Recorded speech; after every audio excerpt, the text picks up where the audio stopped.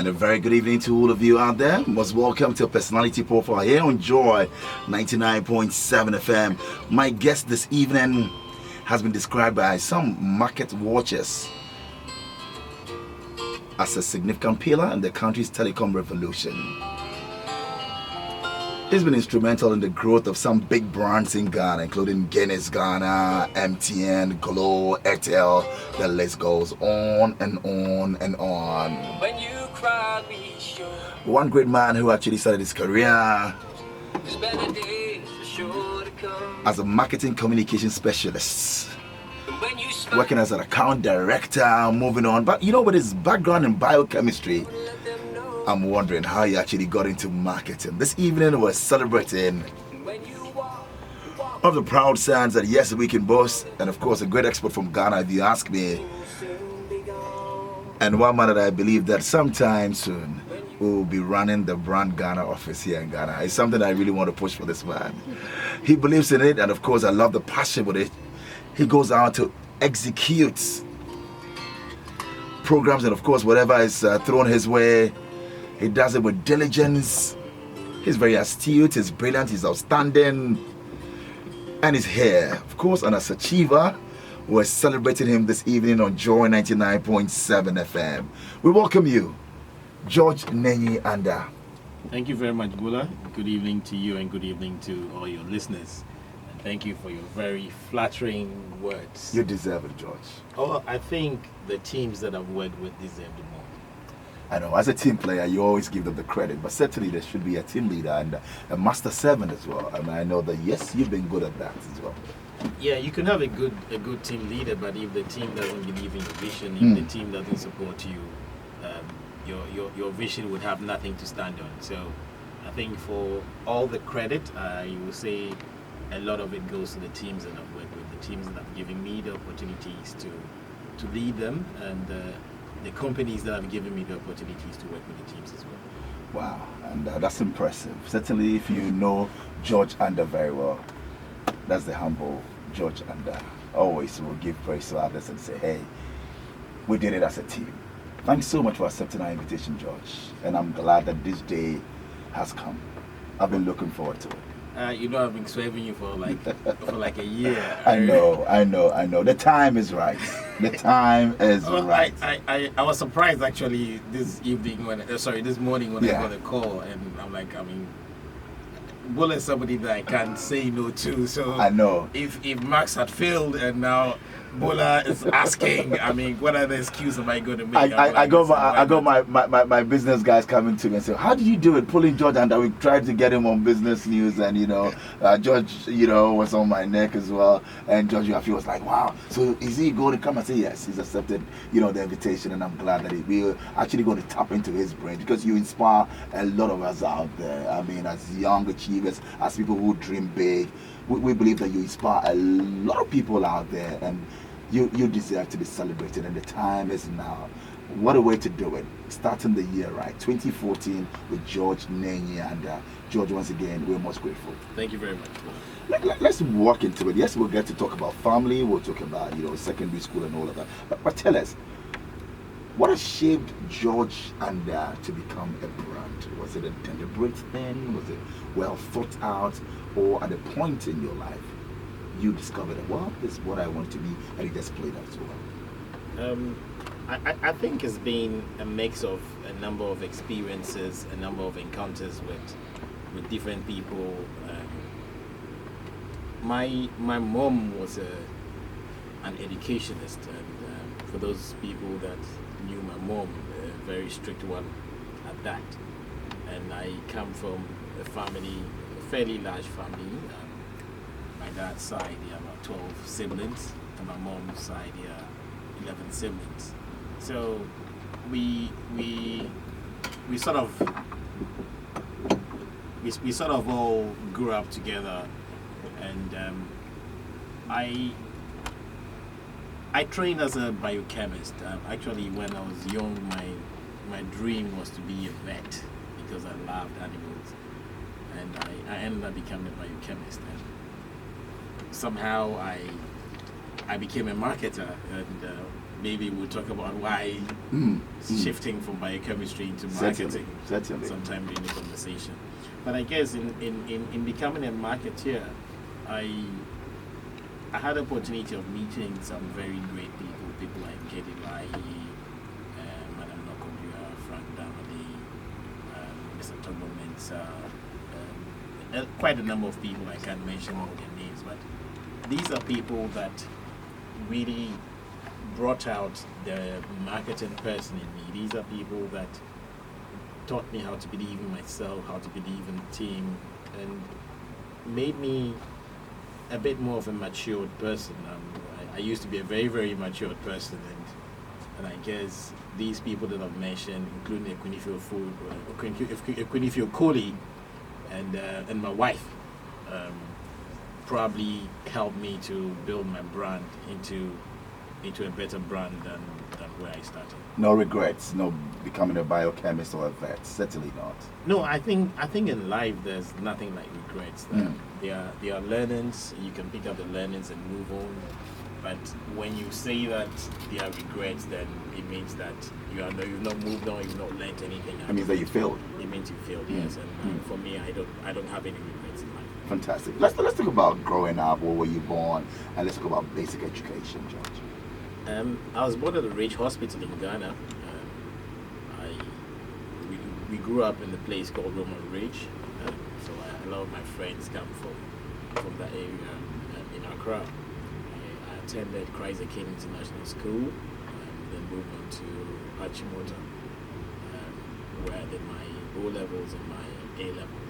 Kind of like a posh upbringing. I mean, it's, well-to-do, because looking at where you grew up, Roman Ridge, and going to Achimota School. Well, average family, of course. Well, Roman Ridge was a government bungalow. So Yeah. it was a government bungalow. So I wouldn't say I came from a posh family. I mean, It was an okay family. Well, if I tell you that my mom used to actually prepare and sell kinky. Oh, really? Yeah.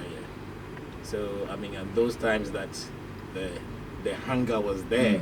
Was it like 83 in the 80s or something? Yeah. So we used to do the yellow corn kinky, and people would come to the house and come and buy it. Were you dishing it out yourself? You tried that sometime along the line? I learned how to mold the balls, and it was actually fancy kinky, and wrap it in the plantain, the dried plantain leaves and stuff like that. Yeah. And then you moved to basic education was at Christ the King. How was life at Christ the King growing up? I mean, yes, now it's something else. Was it like that before? Well, I think Christ the King was a great school. So of course, it's a Catholic school. Right.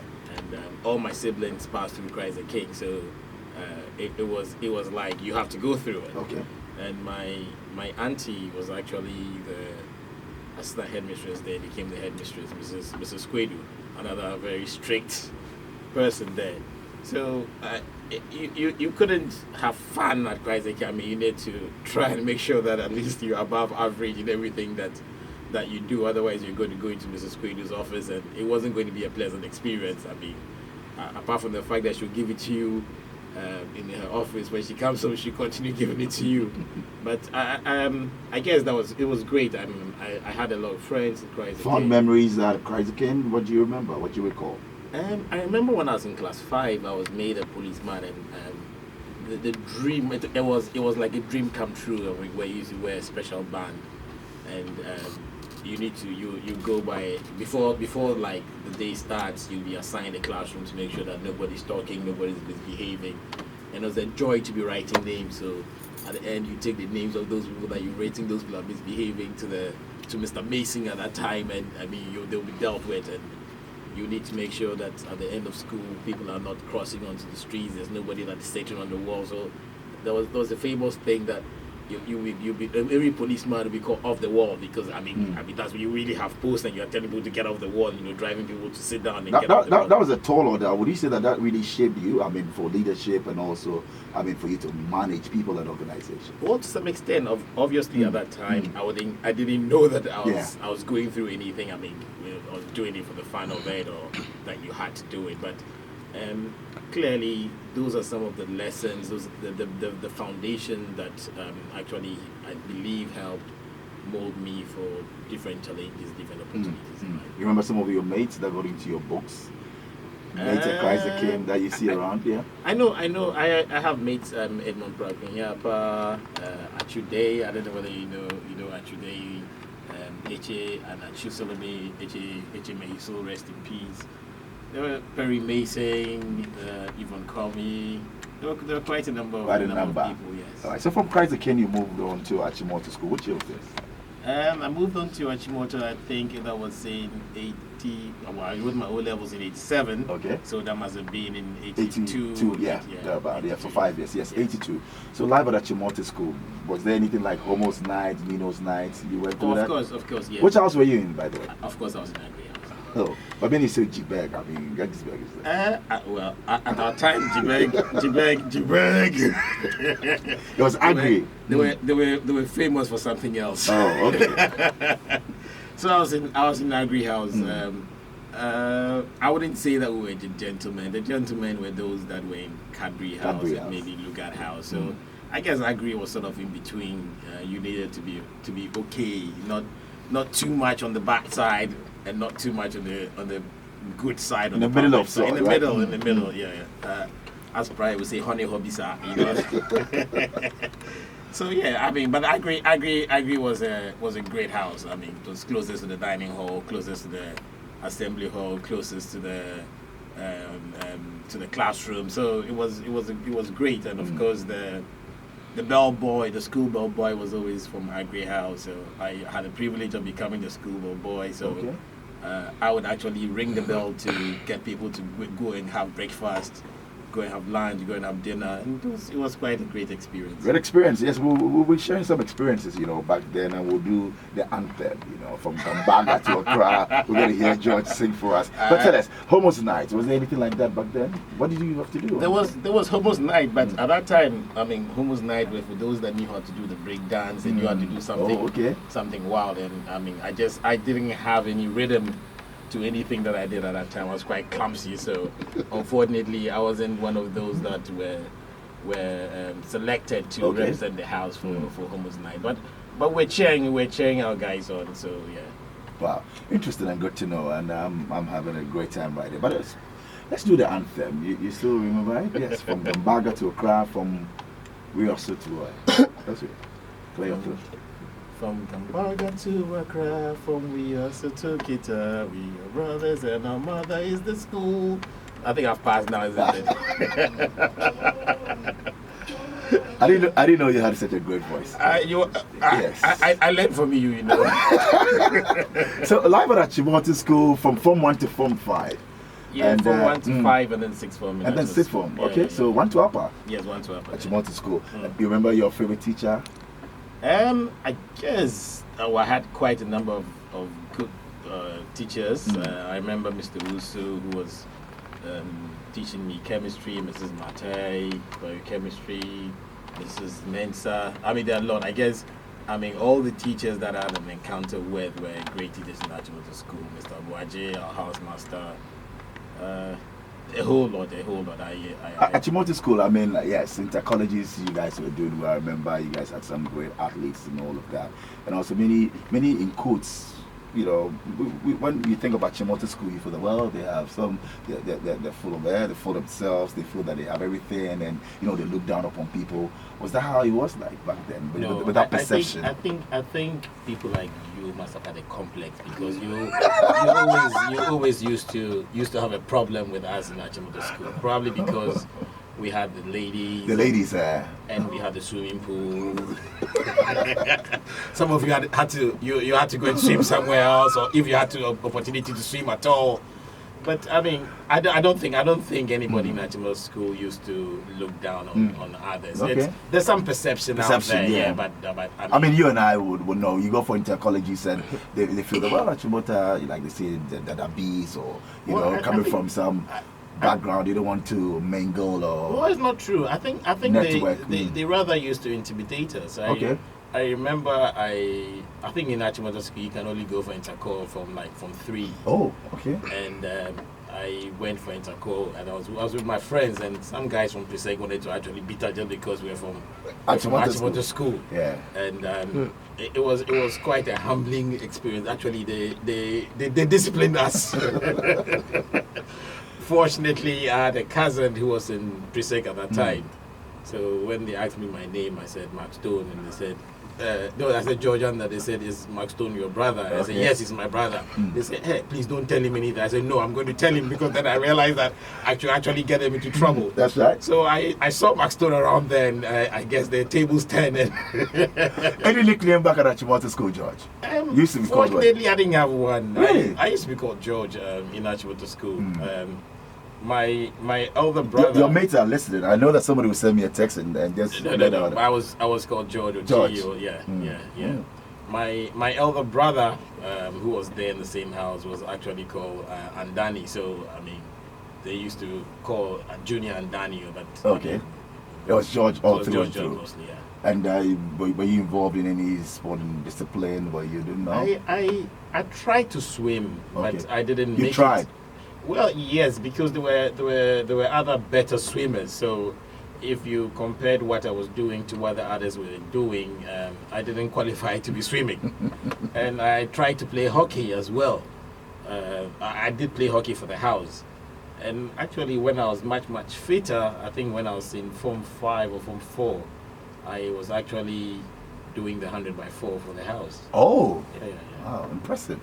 You know, with the inter-house competition is done first before they select the team for the inter-colleges. For the inter-colleges. So when we did the 100x4 quartet, some other houses were disqualified because I think they started before the gun went off.